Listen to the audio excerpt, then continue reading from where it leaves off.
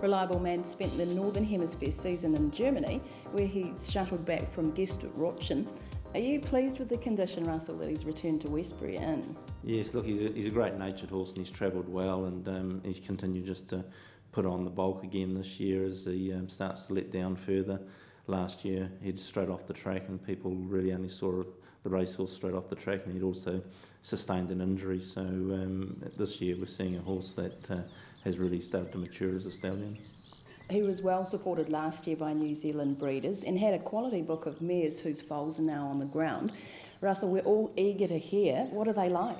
Well, you know, I wouldn't be a stud master if I didn't tell you they all look great, but you'll see for yourself, obviously, with the foals that we're looking at by him. But I think to hear the feedback that we get from places like the Oaks and other stud farms around the Waikato, it's all been very complimentary, and there's always a sense of competitiveness amongst the studs, and not often that you get so many studs ringing and saying these foals are really good, and we're very happy with the ones that we've got, and the feedback we're getting is just as good. We've sent our cameras out to catch a couple of his foals. We've got the Rosy Dane filly and the Black Cat filly. Can you talk us through both? Yeah, look, both of them, Black Cat's a Black Minnalooshe mare. She's a half-sister to Cat Rain, and she's had 2 or 3 foals for us, but this foal's just outstanding. It's a cracking foal.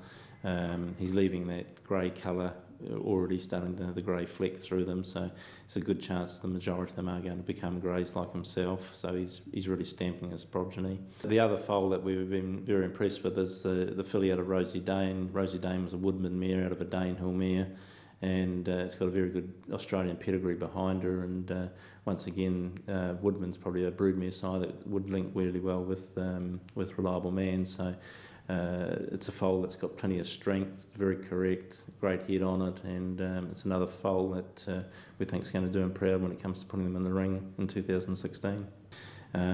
Probably one of the really attractive attributes to them is they're very well-rounded foals, great muscle behind the saddle, and I think we saw Reliable Man have a wonderful turn of foot and probably effective at 2,000 metres, but the way these horses are built, they're not going to need 2,000 metres. They'll be effective at 14 and upwards.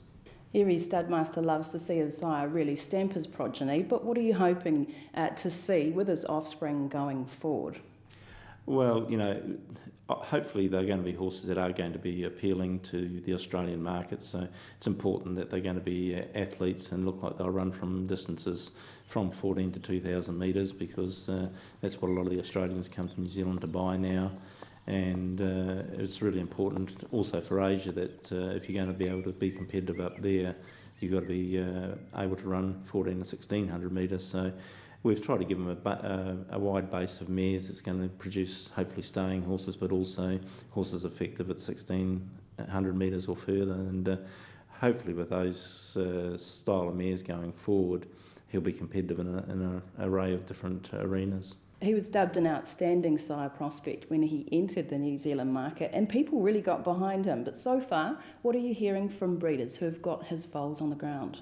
Well, the breeders are very, very happy, and one of probably the most encouraging comments is coming from Australia, because it is our biggest market, and the Australians have recognised that they might have let one slip through the net a little bit when Reliable Man's been purchased to come to New Zealand, because he's a horse that they had a lot of respect for, and I think breeders are really looking forward to having the opportunity of marketing the Reliable Mans in 2016 to the Australians, because they know they're going to come here and they know they're going to pay attention to the Reliable Man foals.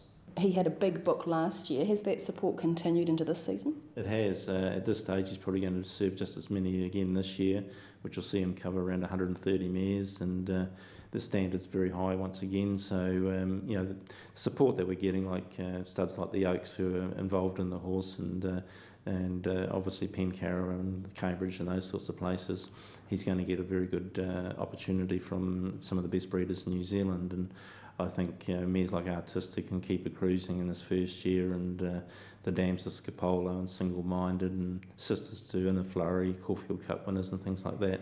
Couldn't have asked for a better standard of mare going to him in his first year, and this year we'll see similar book of mares going to him.